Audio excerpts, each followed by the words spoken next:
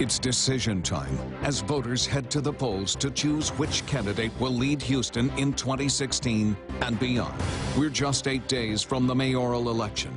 And tonight, Sylvester Turner and Bill King make their case on why they should win your vote. Live from KPRC Channel 2, Telemundo Houston, and the League of Women Voters of Houston. This is your Decision 2015 Houston Mayoral Debate.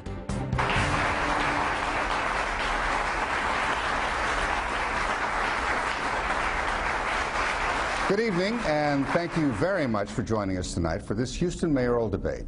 Early voting is already underway. The election is December the 12th. I'm KPRC Channel 2 anchor and debate moderator for the evening, Bill Baeza. And I'm Telemundo Houston investigative reporter Crystal Ayala. Telemundo Houston presenta este debate en vivo con traducción simultánea al idioma español en el sitio de internet telemundohouston.com. From public safety to the economy to immigration, the candidates will have the chance to explain tonight to all of you why their plan to improve Houston is better than their opponents. Our panelists this evening are Houston Newsmakers host Campbell Marshall and Telemundo Houston anchor Martin Berlanga. Also the co-chairs of the League of Women Voters of Houston Debates and Forums Division, Rita Hicks and John Canales Korsinski. Now, the candidates have been informed of the rules of this debate in advance. Each of them will have 1 minute to answer each question. Now, the candidate who answers first will then be given a 30-second rebuttal. But before we get started, a quick thank you to the League of Women Voters of Houston Education Fund and League President Amy Cherney, who is our official timekeeper tonight. And also thank you to the Greater Houston Partnership for their support in tonight's debate. Okay, now we flipped a coin to see who would go first in opening and closing statements. With his 1 minute opening remarks, we begin tonight with Bill King. Mr. King? Good evening, I'm Bill King. You know, we live in a remarkable city. Houston is a city that combines a great can-do spirit with an open, welcoming heart. It's what makes it one of the great places in the world to live. But the truth of the matter is, I'm running for mayor because we have a city government today that's not living up to the greatness of our city. The streets are in the worst condition in my lifetime. The clearance rate for major crimes are the lowest since HPD's been keeping statistics. And our finances, notwithstanding we've had an incredible run of good fortune and revenues are increasing by over $1 billion in the last 6 years, our finances are a mess. We have a deficit of $150 million. We haven't balanced the budget in the last 10 years, and we now have $20 billion in debt, which is more than Detroit owed when it filed bankruptcy a couple of years. It's time to get Houston back to basics. We need to fix the streets, catch the crooks, and balance the budget. Mr. King, thank you. Sylvester Turner, 60 seconds for your opening statement. Thank you very much. I'm Sylvester Turner. This is a different city than it was 25 years ago. There are more people in this city, and we are more diverse. We are the most diverse city in the country. At the same time, when more people traveling on our streets, the infrastructure needs to be improved and enhanced. We do need better streets. We also want to make sure that we are managed well, extremely well. I've been on the Appropriations Committee for 21 years in the Texas legislature, and have helped to balance 6 states' budgets, more than $200 billion since 2003. We want to have a safe city. All of our communities, seniors want to be safe in their homes. We need to build a city for the middle class that respects everyone in this city and affords everyone an opportunity. We need to talk about income inequality, parks, the arts, green space, all of these things that enhance the quality of life. This is Houston, and as I've said it, if we can dream it, we can certainly do it, and I want to be a part of it. Thank you, gentlemen. We now go to Houston Newsmakers host Campbell Marshall. He will have the first question of the evening, and Mr. Turner, you will have the first response. Campbell? Right. Good evening, gentlemen. Good to see you here this evening. Good evening. With a number of mass shootings across the country in recent months, including the one in California this past week, will the Texas open carry law, taking effect in just a few weeks, prevent those kinds of tragedies or make us more vulnerable in public places? And what can you do as mayor to balance personal safety with the rights of legal gun-carrying citizens? Well, I certainly respect the rights of people for the Second Amendment. In the legislature, I didn't vote for the open carry. I don't think we need to create an environment of guns. And I certainly didn't vote to allow guns on our college campuses and university campuses. I don't think that enhances it. Let me just say this. This is a large city. We have 5,300 police officers in this city. We have fewer police officers today than what we had 10 years ago. And roughly 1,900 of them are eligible to retire right now.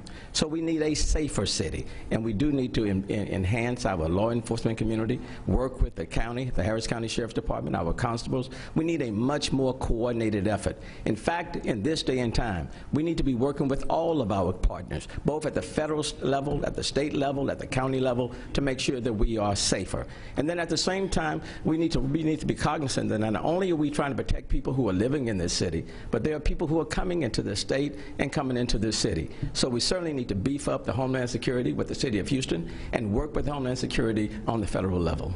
Thank you, Mr. Turner. Mr. King. I wasn't particularly crazy about the open carry law, but frankly, I don't think it's going to have a lot of effect one way or the other. There's 41 states that already have it, and I don't see any particular difference in those states and here. The real issue is that we have a police department that's not solving or enforcing our basic criminal statutes. Last year, only 6% of our burglaries were committed, only 15% of our robberies, only 25% of the rape cases. These are all well below national averages. That 25% rate particularly bothers me. The national average on that, by the way, is about 50%. We had 600 unsolved rape cases last year. This is a crime which the victim is under very difficult circumstances to come forward and report it. There's a lot of trauma associated in just reporting the crime. And the idea that there would only be a 1 in 4 chance that we would do something about catching that perpetrator, frankly, is a dereliction of our duty as a civilized community. Thank you, Mr. King. Sylvester Turner, you have 30 seconds for rebuttal. Well, the question is, what is the solution? I think we all recognize the stats. The question is, how do you solve them? You don't solve them by not adding to the police force. I have put forth a plan that would add 540 police officers over 5 years, costing $85 million. And then we have to work in coordination with other law enforcement divisions. I'm proud of the support that I've received from every law enforcement organization in the city and the county who have indicated their support in me and recognizing that we need to work in a coordinated effort. We have to coalesce and work on all levels to solve this problem. All right, sir, thank you very much. Now, Telemundo Houston anchor Martin Berlanga has a question for Mr. King. Martin? Thank you, Bill. There is a tension that exists now between police and some parts of the community. What would you do as a mayor to build trust between law enforcement and groups like crime victims and minorities? Well, thank you for the question, Martine. It's a very important one. I think that the most important thing is that we have a police force that looks like our community, that represents the values and the cultures that are in our community. And I think that starts with recruitment. And I think what we need to do is make sure that we're recruiting young people from our neighborhoods in order to be police officers in our force. I would particularly look to work with the HISD School for Law Enforcement. I've been over there. The kids in that school look like our community. They're from all neighborhoods in this great city. And what we need to do is start finding those kids that we think would be great police officers, getting them involved in intern programs, and recruiting from our neighborhoods so that we have kids from our own neighborhoods that are returning those neighborhoods to enforce the law there. And I think then you'll see community policing really work. One of the things that I find particularly problematic is that 80% of our police officers live outside the city. I'd like to see us come up with some incentives to have officers actually live in the city. Thank you, Mr. King. Mr. Turner? We need to return to community neighborhood policing. We have 640 square miles in this city. We are the most geographically diverse. It is important, for example, that the community get to know the police officers that are enforcing those communities, policing in those areas, and the police need to know the people in those neighborhoods. That's the importance of community policing. But the enemy of community policing is the lack of resources. If you only have 5,300 police officers, fewer than what we had 10 years ago, it is difficult to have community policing. And that's why on the plan that I put forth, Partners in Safety, online right now, is that we will add 540 police officers over a 5-year period. Right now in the city of Houston, when you have 2 police, you can't have but 1 police officer doing the beat in many of these cities. It makes it very difficult. Proportionally, we have fewer police officers in this city than the city of Dallas, and we need to correct that and correct it soon. Mr. Turner, thank you. Mr. King, you have 30 seconds for rebuttal. Yes, I agree with Sylvester. We're absolutely going to need more police officers, and I think the idea of one officer patrolling in a car at night is a terrible idea. But here's the problem I've got. We've doubled the police department budget in the last 10 years, from $450 million all the way up to $900 million, and yet we have fewer police officers than we did in the year 2000. That kind of management doesn't work for me. Look, I've got the utmost respect for the men that put on that uniform and go out there and do a job that none of us want to do, but the money in that department needs to be spent just as efficiently and effectively as any other department. All right, sir, thank you very much. Rita Hicks with the League of Women Voters of Houston has the next question. Mr. Turner, you will be the first to answer. Okay. Rita? Mr. Turner, KPRC2 viewer Isaac Mayhorn requested that we discuss body cameras tonight. What we're curious about is, what's your position on body cameras, and to what extent do you think citizens should have access to the footage that's collected by body cameras? Well, number one, let me just say transparency is important, whether we're talking about the police department or any department with the city of Houston. Transparency is critically important. In my plan in dealing with law enforcement, partners, and safety, I outlined my position with respect to body cameras. I fully support it, and it should be fully funded, and I supported it in the legislature as well. With respect to body cameras, it will do several things. Number one, it provides a third set of eyes. It protects not only the community, but it protects police officers themselves. Number two, it helps to expedite complaints. It will speed up the process. And third, based on the studies that have been done, it does reduce the number of shootings that take place out on the streets. So I fully support it. But I also want to make sure that when we do it, there needs to be a policy in place. And I think the criticism that exists right now is that the city has said yes to body cameras, but no to the policy. And I think the two need to go hand in hand. Thank you, sir. Mr. King. Sylvester and I are largely in agreement on this issue. I support body cameras. I think they are a useful tool. I don't think they're a panacea, but I do think they're useful. I am deeply troubled by the way the city of Houston has handled the policy on these and the way that policy has been kept secret. This needs to be like any other rule we have in the city. Everybody needs to know exactly what the policy is. There needs to be plenty of opportunity for the public to comment on it before it's finalized, and we all need to know exactly what's in the policy. That's the only way you're going to build trust with the community. But otherwise, I think Sylvester and I pretty much agree on this issue.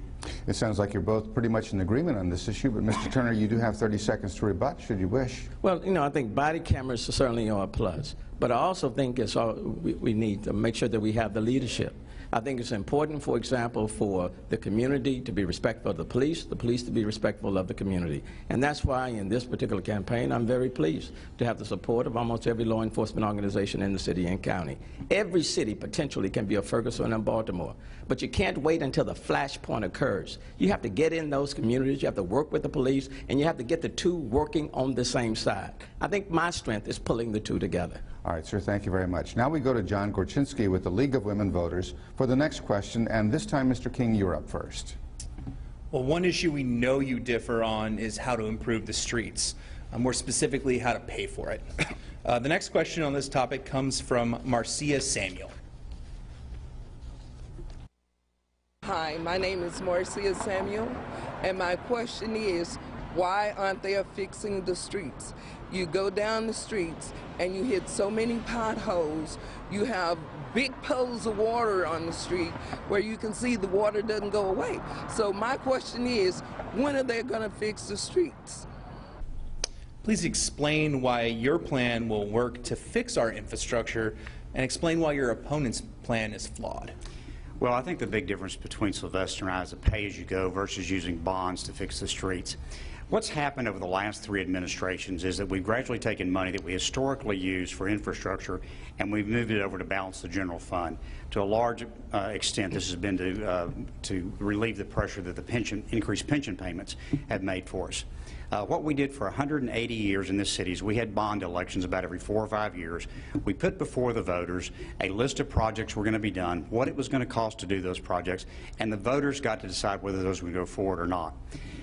10 years ago, we were reconstructing about 375 lane miles a year, which is about what you need to do to replace all the streets in the city every 40 years. Last year, we did 105 miles, and the reason is that we went to this pay-as-you-go system, which does not work. It's not used by any major city in the United States, and it does not work because costs rise faster than the municipal bond rate, and that's why we need to go back to the system that worked for 180 years. Mr. Turner? Well, let me just say, pay-as-you-go is good, sound fiscal policy. You can't keep adding debt and placing things on the credit card. But with regards to the potholes, and the streets are bad. The streets are bad.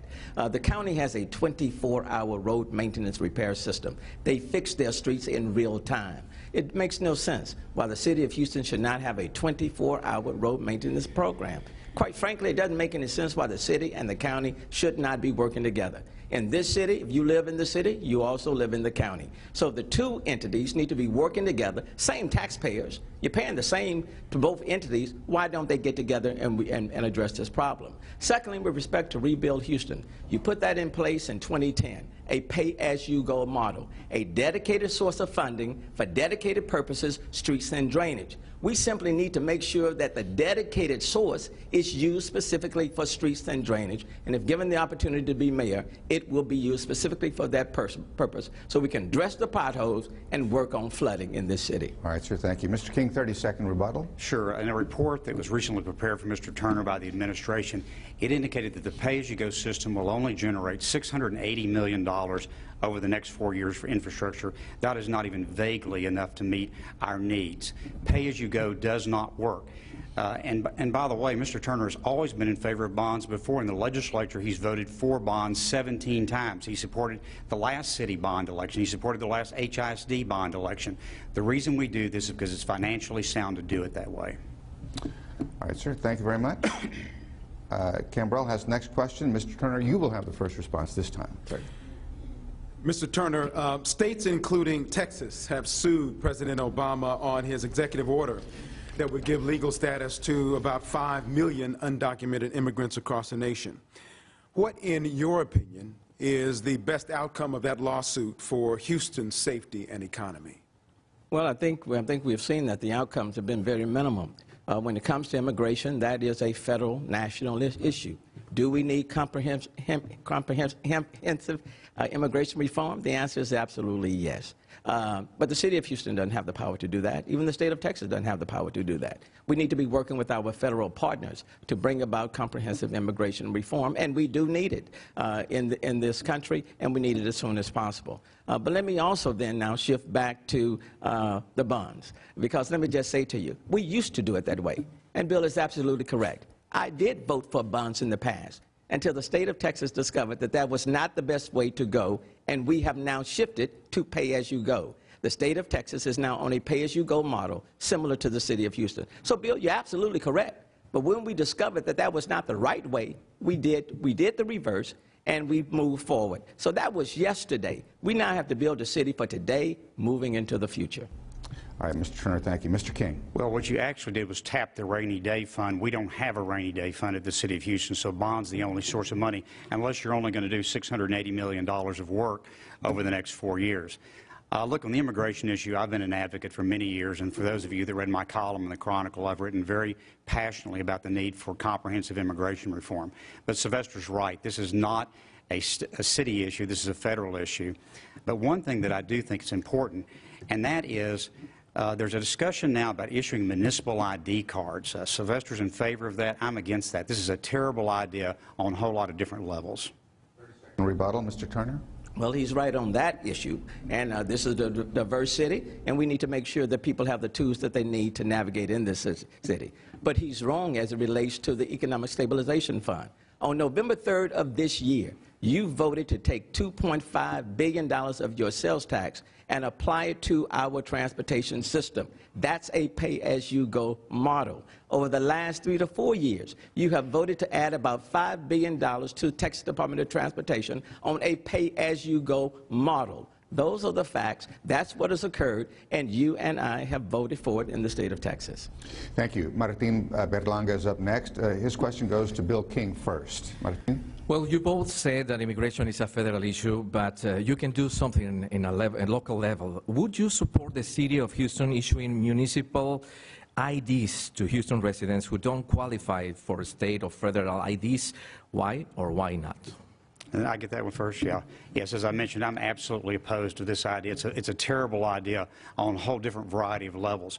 First of all, nobody's ever told me vaguely what it might cost. Secondly, I want to know what the verification process would be for identifying that this is Bill King that walks in for a municipal ID card. If I don't have any ID, how am I supposed to prove that I'm Bill King? In one of the forums, somebody suggested, well, that if you came in with a utility bill, that would be sufficient. So I go steal Sylvester's utility bill out of his trash, show up, and all of a sudden I have an ID card in Sylvester's name. This is ripe for identification fraud. And on top of that, folks, the idea of having a database at City Hall that would be subject to open records requests for every person that's undocumented in the city, I would suggest to you is probably not a very good idea. Mr. Turner? Well, other cities certainly have done it, and I think we can work out the administrative costs to eliminate any of the concerns that Bill is referring to. Look, let me just say to you, this city is so diverse. We're the most diverse city in the country. You can't run away from it. I think we have to recognize that there are people in this city that need the tools to navigate through the city, to take care of themselves, to take care of their families, and to contribute to the city of Houston. The richness of our city is our diversity, and I think it's important to embrace it, to acknowledge it, and to make sure that we do what we can to make sure we support every Houstonian that exists within this city. Thank you, Mr. Turner. Mr. King, you have 30 seconds to rebut. Yeah, so the two cities that are issuing municipal IDs are New York and San Francisco, hardly cities I want to model our government after. Okay, thank you, sir. And Rita has the next question. Sylvester Turner is up first this time. Mr. Turner? Yes. Our next question is actually on behalf of the Greater Houston Partnership. City officials have acknowledged that the city's main operating fund, the general fund, currently runs on a significant deficit due to increasing expenses for the city. To put it simply, it seems the city's problem is not revenue but spending. Please speak specifically to the general fund on what you believe is causing the deficit and how we can fix it. Well, the rating agency has dinged the City of Houston's finances in three regards. They have dinged us, one, on the debt service, which will spike in 2018. The city already has a great deal of debt. Bill would like to add more debt. You can't keep adding debt on top of debt, or future Houstonians will have to pay the tab. They dinged us on two, the unfunded pension obligations of about $3.3 billion, and we certainly need to address that. It is not sustainable under the current model, and we do need to address that, and I look forward to doing that.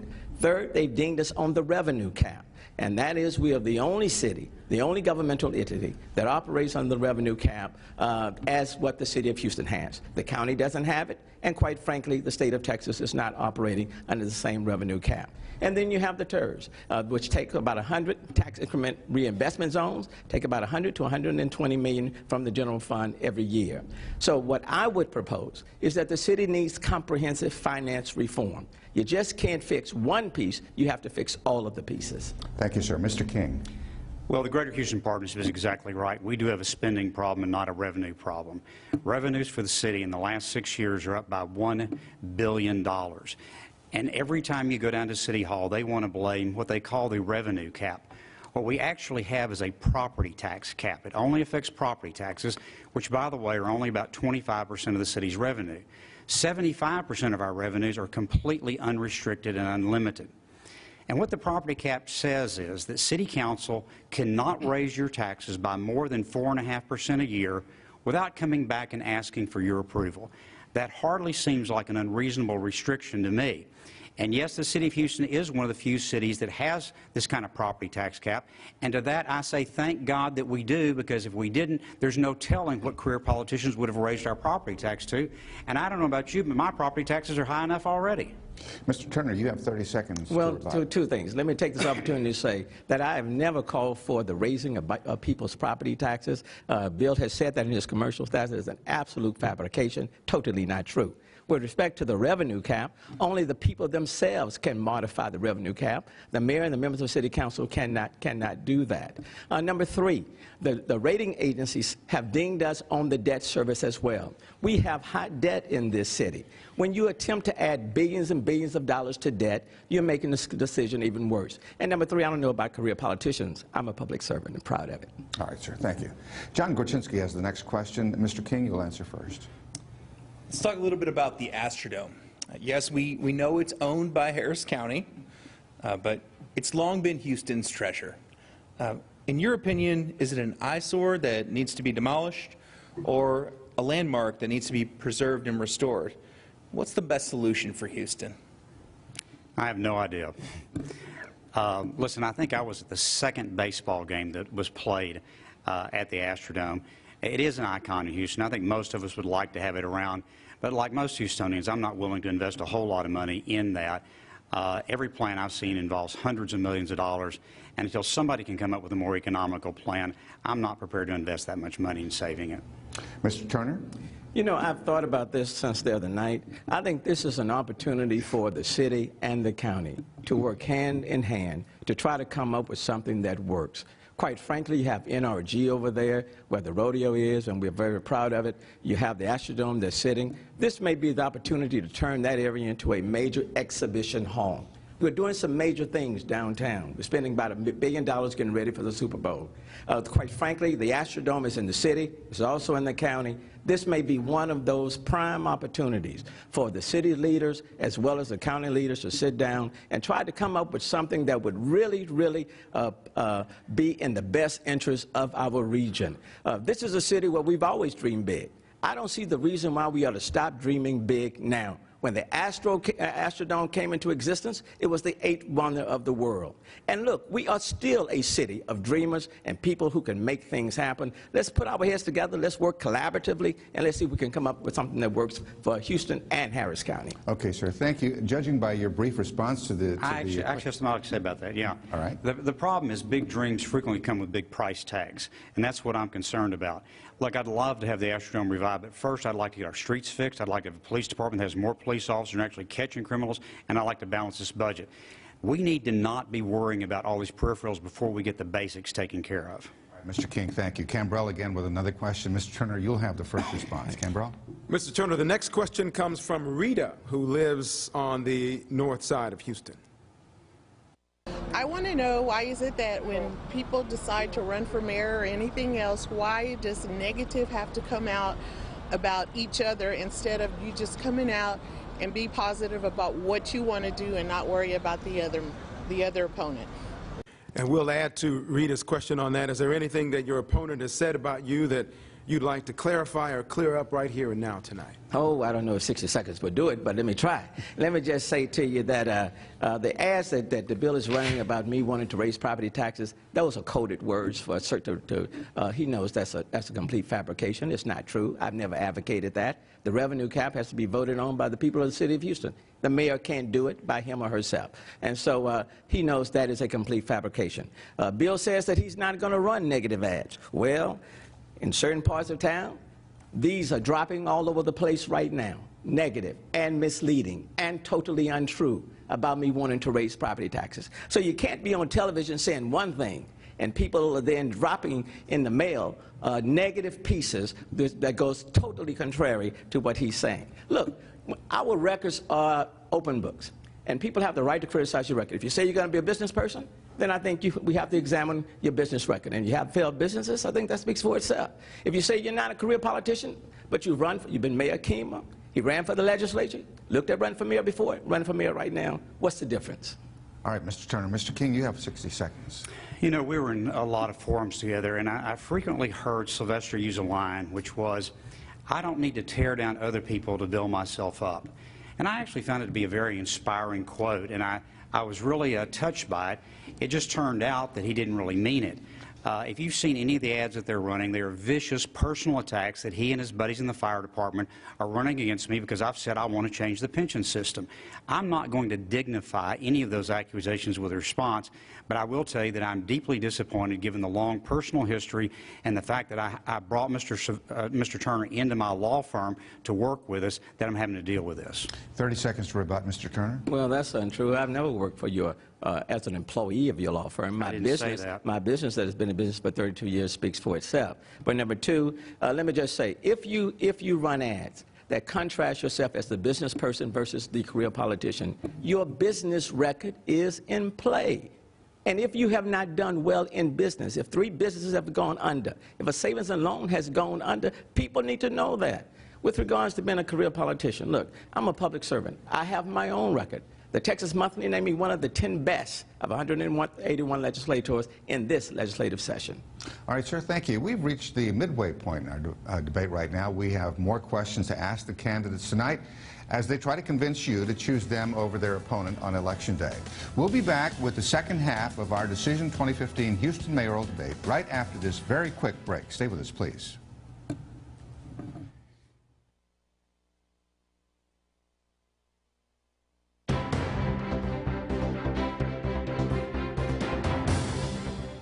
Welcome back now to the KPRC Channel 2 studios and your Decision 2015 Houston mayoral debate. We are just 8 days away now from knowing who will be the next mayor of Houston.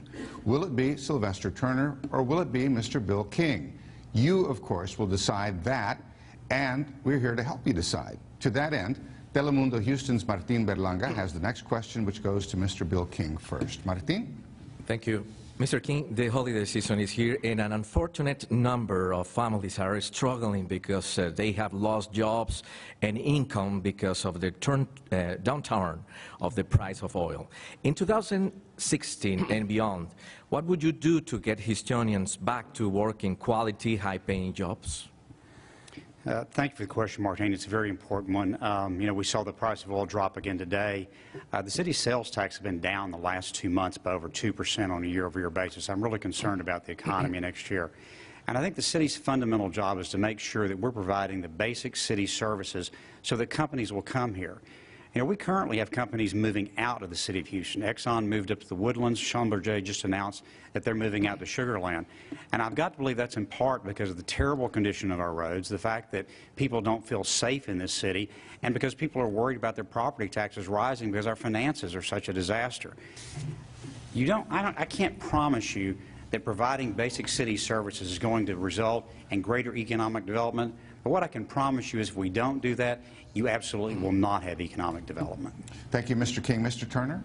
Well, the good news is that we are much more diversified than we were in the 1980s. That's good news. With respect to the transportation industry, based on what we've done over the last 4 years, we've provided an additional $5 billion to Texas Department of Transportation, and you will see more work with regards to the transportation industry, and I think that's a good thing. We're doing a lot of things at Intercontinental Airport. A lot of construction is taking place that will provide opportunities there. Hobby is now an international airport. That's a plus. Ellerton Field is destined to be an aeronautical center, aeronautical and spaceport. That's a plus. With respect to the medical center, things are happening on that, and we're still on the cutting edge in terms of medical research, and I believe that's major. We're doing some things downtown. Right now we get about 18 conventions a year. I think we are poised to go up to about 30 to 32. We're still behind cities like Dallas, San Antonio, and Austin on hotel rooms, but with regards to what's taking place downtown, the new Marriott, we are certainly moving in the right direction. So I think they're promising. We have a promising future. We just need to take advantage of it. All right, Mr. Turner, thank you. 30-second rebuttal from Mr. King. I think we are more diverse than we were in the 1980s, and I think, especially in the downstream area, we have some greater diversity there. But you know, there's no rule. You hope for the best and plan for the worst. And right now, we need to be tightening our belt and making sure that we're not overspending at City Hall, which we were doing in a robust economy. So it's time to trim our sails. All right, Mr. King, thank you. Cambrell Marshall is next. He has a question that goes first to Mr. Sylvester Turner. Cambrell? This next question is from KPRC Channel 2 producer Debbie Strauss and her husband Matt, who just moved back into their home this last week. Our home is 55 years old. It's never flooded before. But now whenever there's a storm in the forecast, our family fears going to bed at night. What will you do to prevent future flooding and help alleviate the anxiety that many Houstonians face? Mr. Turner? In 2010, when we put the Rebuild Houston in, we voted it in, it was supposed to be a dedicated source for dedicated purposes, streets and drainage. We need to make sure that we hold to that purpose and focus on drainage to reduce the problems with flooding. With regards to Project Braze, that project, for example, has gotten off track. It has been delayed. We need to work with our federal partners to speed it up. We need to continue to widen our channels, widen and deepen our channels. We need more storm water sewer areas like that. The Willow Water Hole in West Houston, for example, is a prime opportunity to serve as a huge retention detention center, and we need to take advantage of that. On the north side, when White Oaks Bayou was flooding and hundreds of people's homes were flooded, we widened and deepened that channel. We did some work on Bogle Creek, and now with the last two torrential rainfalls, White Oaks Bayou did not flood. We need to be working in collaboration with the Corps of Engineers, with the Harris County Flood Control District, with our federal partners to address this issue, and we need regional detention centers. Mr. King. So most of the flooding that occurred Memorial Day was down in the Meyerland area, and that was entirely due to the fact that Project Braze was not finished on time. It was originally scheduled for 2014. It's now been delayed until 2022. Most of the work will be done by 2018, but it won't be completely done until 2022. And I don't know how we got off track on that funding, but I think one of the responsibilities of the mayor is to stay on top of the county and stay on top of our congressional delegation and make sure that that project is fully funded and finished on time, and that time schedule doesn't slip any longer. But beyond that, we have a flooding problem all over the city. Places like Frostwood, Clear Lake City, Spring Branch, all have flooding problems. We've got to have, as part of our DNA, part of our culture, building detention in every opportunity that we can. And one thing we need to for sure is get rid of this grandfathering that lets developers develop without doing detention, or at least paying in a detention fund towards regional detention centers. All right, Mr. King, thank you. 30-second rebuttal from Mr. Turner. Well, I think what is very important, and flooding is a prime example where you need collaboration. We have to build partnerships. We have to work in collaboration. It's not just a City of Houston problem, it's a Harris County problem. We have bayous running all across City of Houston and Harris County. So we certainly need to be working in collaboration with the Harris County Commissioner's Court, Harris County Flood Control District, with our federal partners. And I think that's something that I'm good at. And that's pulling people together to kind of to solve the common good. And then bear in mind, with the medical center, when it flooded years ago, they put in place a flood alert system that's working very, very well. All right, Mr. Turner, thank you. John Gorczynski has the next question. Mr. King will answer first. John? The Houston Equal Rights Ordinance was voted down in the November general election. This prompted some criticism from leaders in other major cities. As mayor, how will you respect the will of the voters and at the same time maintain Houston's image as a welcoming, world-class city? Well, there's no right-thinking persons in favor of discrimination, and clearly the vote on November 3rd was not a vote in favor of discrimination. That's not the kind of city we are. This is, in fact, one of the most open and welcoming cities in the world, and I think our reputation is intact in that score. But here's my problem with that ordinance. In the 9 months that it was in place, there were 11 complaints under it, 11 in 9 months. During the time that this debate is going on tonight, there will be 11 robberies and burglaries committed in this city. And if we're lucky, one of those will be solved. In the next week, 22 women in our city will be raped. Twice as many as were filed in the entire 9 months of this ordinance. And if we're lucky, 4 or 5 of those will be solved. I'm a lot more worried about how do we solve crimes, how do we fix our streets, how do we balance our budget, than what some people in another city think about us. All right, sir, thank you. Mr. Turner, 60 seconds. Certainly. I certainly respect the will of voters. This is the democratic process, and I certainly respect that. I don't think the voters were saying when they voted no to Proposition 1, they were voting yes to discrimination. And I think it's equally important as we move forward that we continue to send a message that this is a welcoming city. I think it's important to talk about the diversity of this city, to talk about the fact that we are well diverse. But diversity doesn't mean anything. We can be diverse and separate and segregated. We need to be diverse, but at the same time, we need to be very inclusive. There's nothing wrong to continue to talk about that we don't want people discriminated based on their employment, based on contracting, based on housing. All of my life, my public service, I've always fought against discrimination, and it shouldn't stop now. And I think it's important for us to recognize that in that diversity, it's important to have people at the table of decision-making and that we continue to be inclusive. That's what's important. That's the message that we need to send out. And as we go out through, as we try to attract people to this city, we should always never be ashamed or never hesitate to talk about the diversity that exists within our city. Thank you, Mr. Turner. Mr. King, you have 30 seconds rebuttal. I don't have anything to say about it. All right, sir. Thank you. Cambrell has a question now, and it will be answered first by Sylvester Turner. Cambrell. Sylvester, the city of Houston historically accepts more international refugees on an annual basis than any other city in the nation. And right now, our state and our federal government are at odds over what to do about the refugees from Syria, with word that 15 Syrian refugees will be brought to Houston in the next week. Where do you stand on this issue? And if I'm not mistaken, I think the Attorney General may have backed off of his position in fighting that. I think he recognized that this is a federal matter. We have the Office of Refugee Resettlement. There are about 5 that exist within this city. Quite frankly, before anyone comes, they are vetted through Homeland Security, and that process takes about 15 months to 20 months. And then thirdly, it is the Secretary of State's office that determines where people will go, and you don't have a choice, and they assume all of the costs. And then in this county, 1 of 4 people in the county of Harris County are foreign born. Look, we have major problems. It's just not a refugee problem. I think many of the terrorists, for example, that have come to our country have come through the visa program and not through the refugee program. So that's the process. It's a federal issue, and I think we need to work with our federal partners in making sure that we remain safe. Thank you, sir. Mr. King. I think this is an issue that Sylvester and I by and large agree on. I was the chair for many years of Interfaith Ministries, which is one of the refugee resettlement programs in Houston. Resettles about 600 refugees a year, refugees from all over the world that are fleeing persecution. And by the way, many of the Syrians that are coming into this country are Christians that are fleeing from religious persecution, just like most of our forefathers did. I also agree with Sylvester that this is a serious problem. There are other areas where we have greater problems on people coming in. And as I look at the preparations we've got in Homeland Security, I'm not seeing that we're prepared to deal with these threats. And I think we've got to take that a lot more seriously in the future.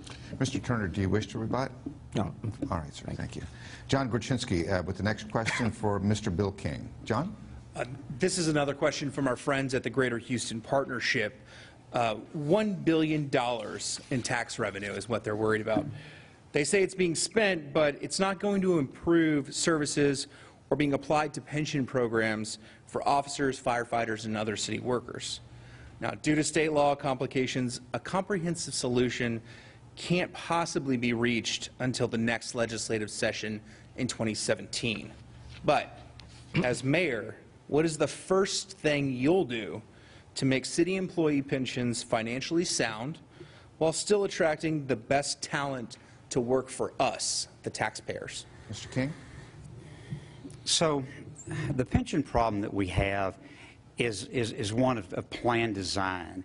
We have the old-style defined benefit pension plans, which private industry got out of decades ago. And the solution for us is the same thing that private industry did. We need to go from defined benefit to defined contribution plans. It is going to take the state legislature getting involved in that, but frankly, the city hasn't made any real attempt to do that. Jim Murphy had a bill that would return local control to Houston City Council. We, being the city, actually sent lobbyists to lobby against that bill in the legislature. In talking with the leadership in Austin, there's every indication that if we show up with a comprehensive plan to solve our pension problem, that is a fair plan and actually solves the financial problems that we're facing, I think we'll get help from Austin. Mr. Turner. Well, it's a little bit more complicated than that, and I can assure you haven't been in Austin now for 26 years. The answer to the pension problem is it has to be comprehensive in nature. You have to reduce the annual obligation payments of the city, and you have to start paying down on the unfunded pension obligation, which is about $3.3 billion. But at the same time, the city has put itself in an interesting dilemma. You have 5,300 police officers in the city. Roughly 1,900 of them are eligible to retire. If you don't handle it with the greatest degree of diplomacy, you will create a public safety issue, more than what we have right now. You have roughly 4,000 firefighters in this city. Roughly 1,400 of them are eligible to retire. You have to be very careful. 10 years ago, for every municipal employee that retired, there were 3 active employees. Now it's 1 to 1. It does require comprehensive reform. The legislature will not meet again until January 2017. And I believe out of the 2 of us, I'm in the best position to come up with a comprehensive program that will solve the problem, take it to the legislature, and work it through. Mr. King, have you anything to say to that? I certainly agree that we do not we should not change the plan for existing employees. These folks gave us their service in exchange for these promises, and this is Texas. A deal's a deal, and we've got to live up to those obligations. But it's irresponsible to continue to make these promises to new employees going off into the future. And by the way, I've been endorsed by Alan Fletcher, who's a member of the state legislature and a retired HPD police officer with a pension. And I've also been endorsed by Dennis Paul, who is a member of the pension committee in the State House, and they both endorse this plan. Gentlemen, thank you. Rita has the next question, and Mr. Turner will answer it first. Rita? Sorry. Some of Houston's technology experts are extremely critical of the current IT systems in place in the city. The question on this topic comes from January Advisors President and CEO Jeff Reichman. Houston is home to some of the most innovative technology companies in the world. Yet the city still relies on old systems, and in many cases pen and paper, which causes delays and serious headaches for citizens that need services from the city.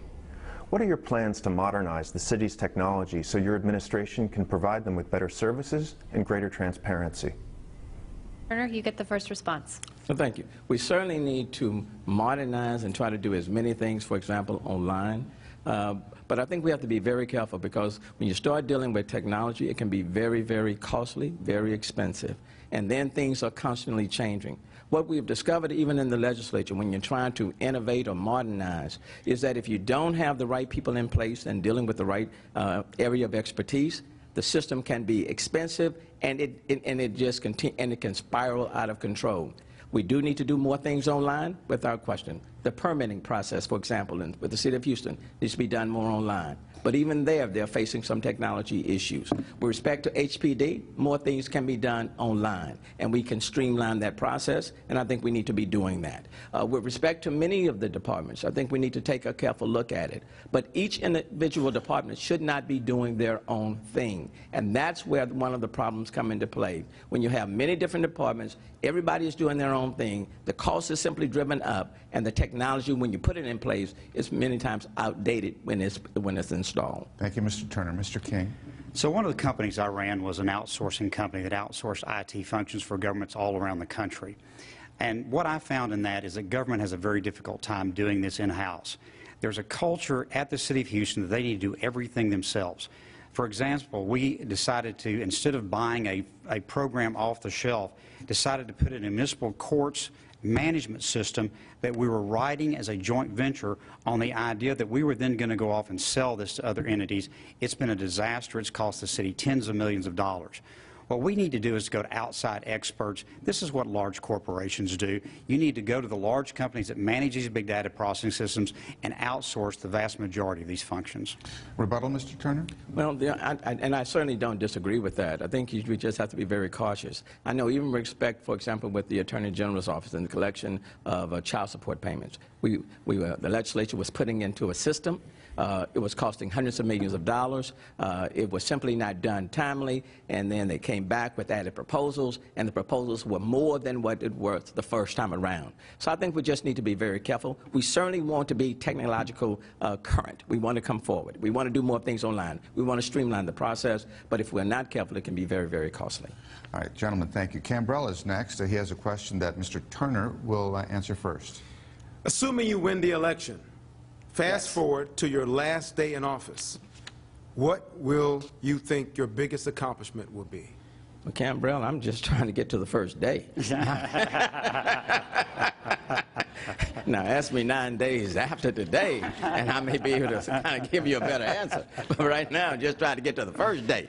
Now, at the end, and I don't want to be presumptuous at all, I would like to say that this was that people will say that he pulled a very diverse city together, that we operated in a much more collaborative process, that we worked much, much better with the county and with other partners, that even though we are the most diverse community in the city, we were very inclusive. I would like people to be able to say that our infrastructure is keeping up with our growing population, that we are a well-financed city, well-managed, and at the same time that we are safe.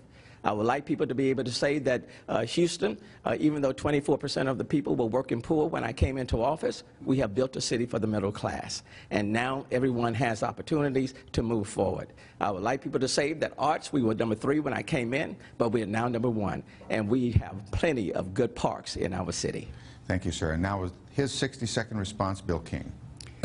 I would like to say that the pensions were reformed, that all the retirees are secure in getting their payments, and the city was financially stable.